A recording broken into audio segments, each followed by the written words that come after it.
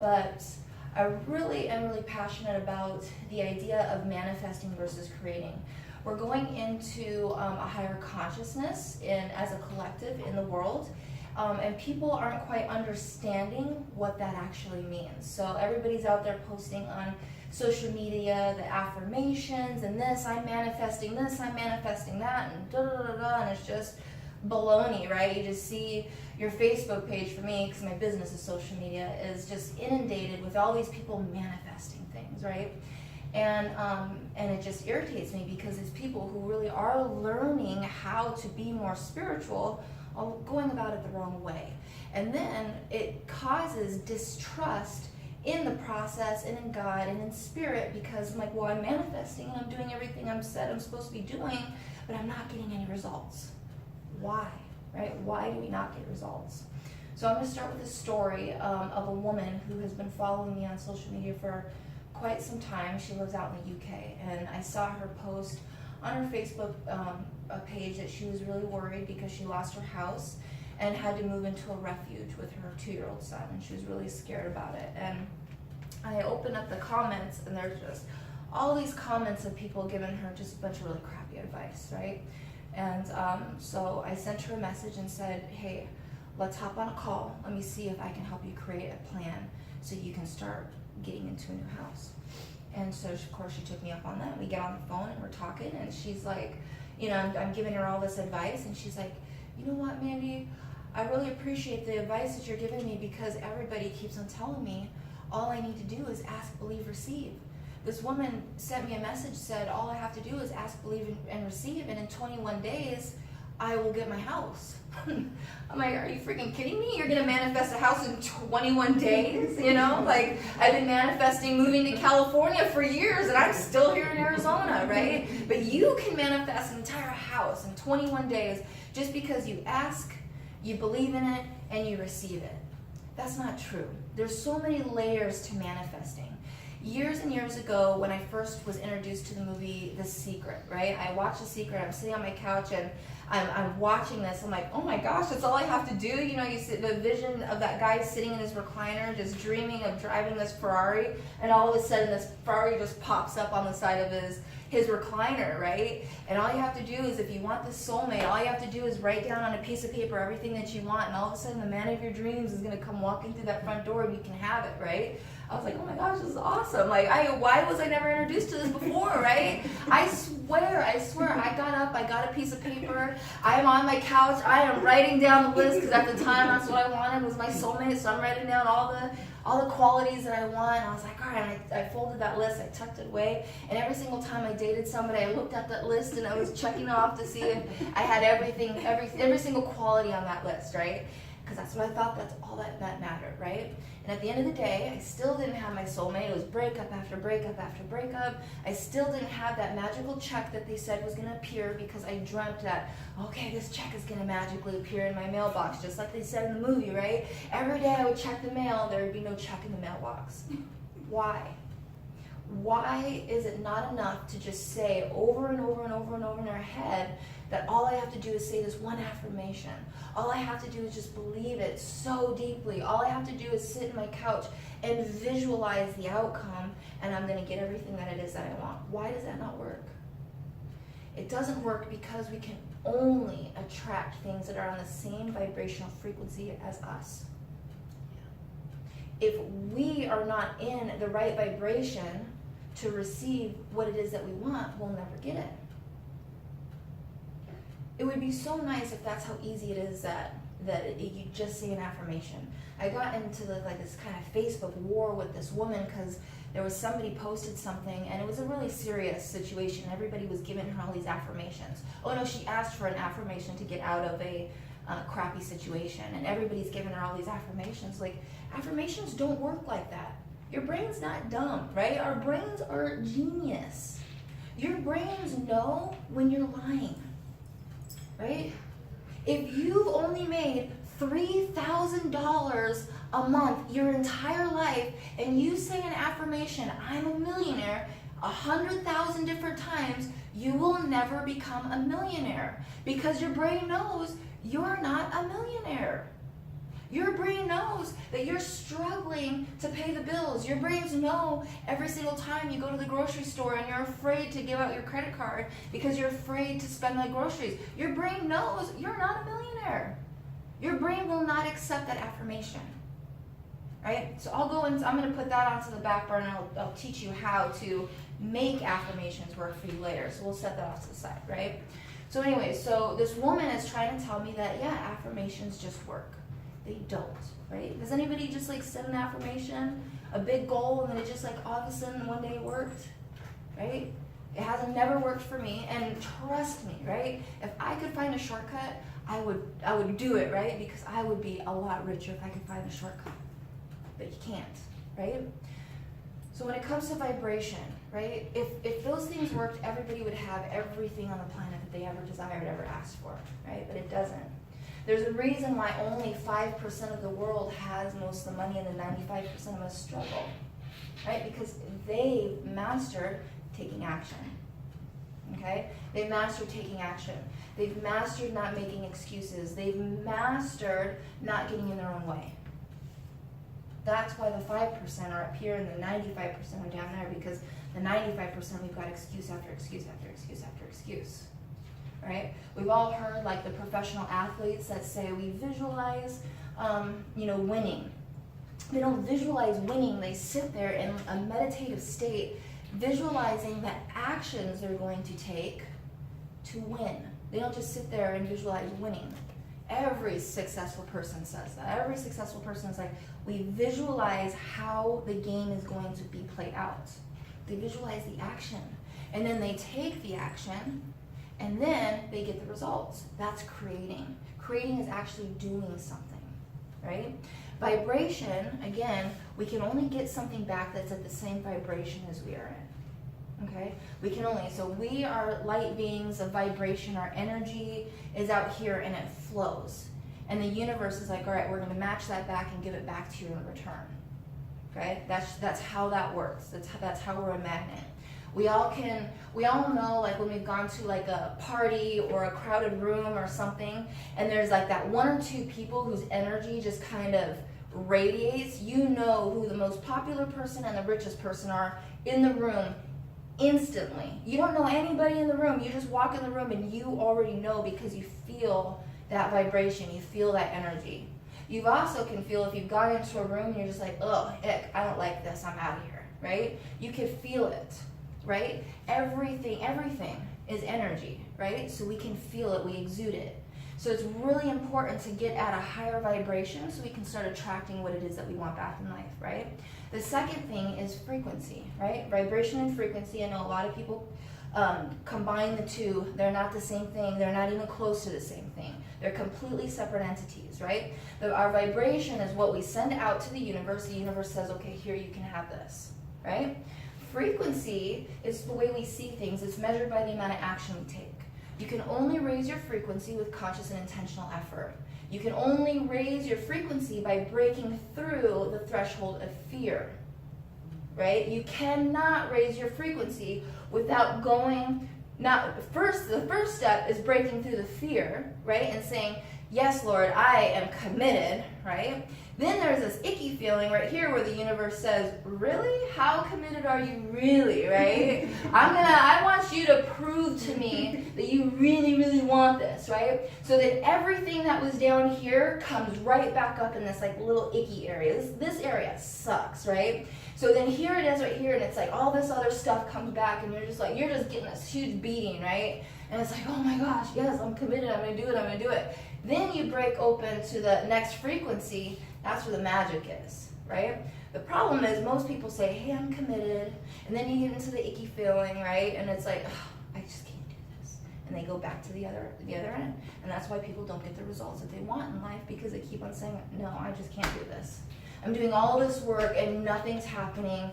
God, you're not doing what I'm asking you to do, and we lose trust, right? We all know too, if you guys study the divine feminine, like Denise had said earlier, the divine feminine includes trust and surrender. I don't know how you can have trust without surrender. Those two are, pretty hand in hand, right? So if you are able to go into a state of trust and surrender and being able again to receive, which is also the divine feminine, to receive everything, then you can start to create what it is that you want in life, right? And if you want something that you've never had before, you've got to start making decisions and start doing things you've never made before, right? You can't say, hey, I want this, and then start making the same decisions based on what you're doing now. You're never going to get this.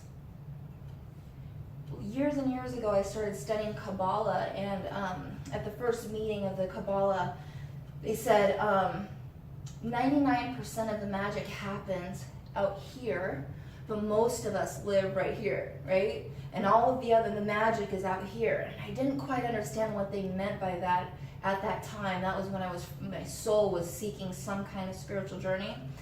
And now it was like, oh, it makes sense. The 1% is our comfort zone. And so many of us, we want to stay in our comfort zone. And don't confuse the word comfort zone for comfort, right? Because some of us are comfortably miserable. Some of us are seeking to suffer. Some people are seeking for pain, right? I know that there had been times in my life when I really wanted that partner for my life. And I'll never forget, I had met this really amazing person. He was a really amazing guy. I met him. And for some reason, I just wanted to push him away. He was like the most sweetest, genuine person, and I just wanted to push him away. And eventually I did, right? Why? I wasn't ready for it. I was still seeking to suffer. I wasn't ready to have that kind of a person in my life, even though I said I did. Right? And a Facebook post I think I made last week was, we attract what we are, not what we want. Right? So if we want something and we don't have it, and we keep on trying to say that we want it, or going after it, and we're not getting it, what are you really seeking? Are you seeking pleasure, or are you seeking pain? My favorite poet on the planet is Rumi. I absolutely love Rumi. My whole business is modeled around one quote. And his quote is, our job is not to seek for love, but merely to find all of the barriers within ourselves that we've set in place of it. Right? We're either doing one of two things. We're either seeking or we're extending. Right? If we're seeking something, we'll always be seeking. We'll never, ever, ever, ever, ever get it. But if we're extending love, everything is love, right? If we're seeking love, we'll never get it. So if that's that new car, that new job, that, the more money, the great partner in our lives, good health, whatever it is, if we're seeking it, we'll never get it. But if we find that somewhere within ourselves, then we're able to start extending it, right? And then we're able to start actually receiving it and getting it back from the universe. That's creation. Creation is intentional. It's intentional and it's conscious, and it doesn't always feel good. It doesn't always feel good. Right? So I'm going to go back to these affirmations that we said over here to the side, right? So we set these affirmations to the side because I know every time I say that, everybody wants to challenge me on that. Everybody wants to challenge me on that, right? And so we're going to take these affirmations back out here. How do affirmations work? Why do they work? Because the two most powerful statements on the planet is I am and you are, right? I am, we're declaring something about ourselves. You are, you're either extending love to somebody, or you can possibly curse somebody and cause somebody else to go into, to have a belief that hinders them later on, right? So you got to be really cautious of those two statements, I am and you are, right? So what works the best for affirmations is you have to go really deep within yourself, right? Think of something that you have been striving for a long time. And most of us, when we're striving for something, it's years. We've been working on the same thing for years, right? I wish it could be days, weeks, or months, but usually it's years, okay? Think of something that you really, really desire and that you've been putting all of your focus in, right? Think about it. So I want you guys all to kind of just close your eyes for just a second. Just close your eyes for just a second. Kind of get centered. Take a deep breath in, take a deep breath out, right? Get really, really centered. And then I want you guys to really think of that one thing that you guys have been really working really hard at. Like if that's a partner, a new job, more money, whatever it is, right? And I want you to say, I really want you to say, like, I have this right now in my life. Like this is, like, make some kind of affirmation, whatever, right? Then what I want you to do is once you've said that, I want you to pay really close attention to what the next thought that comes into your mind. Most of us is like, yeah, right. I'm not good enough for that. My mom said I can't have that. Things like that. Whatever that second thought is that comes up after that affirmation, that is your truth. That is your truth. And now that you know your truth, now you can go a little bit deeper in that. I'm going to give you guys all a real, like, it's my favorite exercise on the planet. My favorite exercise. I give it to every single one of my clients. I want you guys to go home and do this exercise. It's called the 7 whys, the 7 layers. Right? So if that second thought that came up was, I'm not worthy, most of us have a feeling at some level of not feeling worthy of something, right? I'm not worthy. I'm just going to use that one, right? I want you to go down 7 times. Why am I not worthy? Well, I'm not worthy because, so-and-so said, that I'm stupid, right? Well, why did this person say you're stupid, right? Well, because, I don't ever say the right things, right? Why don't you ever say the right things? Break that down into 7 layers. Don't go any more than 7 times, right? The purpose of the exercise is to get you out of your head space and into a heart space and uncover what your actual truth is, right? Now that you know your actual truth, now you can do some healing around it. Remove the barriers that you've set in place of the love that you're seeking, right? And now you can start bringing in affirmations that you can actually start to accept. Does that make sense? Remove the barriers first. Don't beat your head against a wall trying to say something 100 million different times that will never become true for you, because it won't. I also want you to sit there and I also want you to really think about what is one action you guys can do today to get you one step closer to the goal that you guys are seeking. What's one thing? One thing. The quickest way to raise your frequency is to do one bold action every single day. What's one bold action you can do every single day? Many of us, especially women, we have a hard time, women and men, I don't even know why I say that, because men and women both have the same issue with this. Speaking up for yourself. Right? You can't get anything it is that you're trying to create if you can't speak it. Right? So if you can't speak it, you can't get it. Right? So one step is maybe if somebody says something and you want to say something and you hold yourself back because you're afraid of judgment, you're afraid of looking stupid, or if you're afraid of not being well received, say it. That's one bold action. That doesn't have to be big. Doesn't mean you have to go out and buy a car that you can't afford or anything like that. But just speaking up is one bold action. And the beauty about that is every time you pass the threshold of fear, you're always rewarded. There's always a reward for it. Get addicted to the reward instead of letting fear stop you from whatever it is you're trying to achieve. There's always a reward. And I'll use this example. It's kind of a small example, but this is what I'm saying. Like, even the smallest actions, you're rewarded for it. There was a training I wanted to do that I was like, do I really need the training right now? I've been saying I've been wanting it for a while and I hadn't done it. And I was like, no, I really want the training. I was like, forget it. I'll just pay for it later. I was like, no, I want the training. I'm going to buy the training, right? So I bought the training. Literally the next day, I got a check in the mail for 3 times the amount that I spent on the 3 times the amount that I spent on the training that I purchased. Now, did I get a random check in the mail that I wasn't expecting? Yes. But did it just automatically come because I didn't do anything? No. I let go of money that at the time I really didn't want to spend, but I honored my soul at that moment by purchasing that training that was going to make myself and my business better. So I took a risk, I took a bold action, and I purchased the training, and the next day I was rewarded for doing that 3 times over. That's what it means to get random checks in the mail. And that stuff happens now kind of all the time. So now when I say I want something and my soul says that I want something, I always honor my soul. My soul comes first. Right? Paul and I get into arguments about that all the time. I'm like, oh, I want to buy this. He's like, do we really need to buy it? He'll go through all these rational. I was like, yeah, no. My soul said, or I say, they say that I was supposed to get it. So I'm getting it, right? And he's like all upset with me for it, right? But then we even had this conversation. Right? Louis Vuittons, let me use that. God said I needed a new pair of Louis Vuittons. Right? But the other day, so we're going on vacation on Friday, right? And we had a whole bunch of stuff come up, like expenses and bills come up last week, right? And we were just like, oh, geez, of course, when we said we're not spending money because we're going on a vacation, right?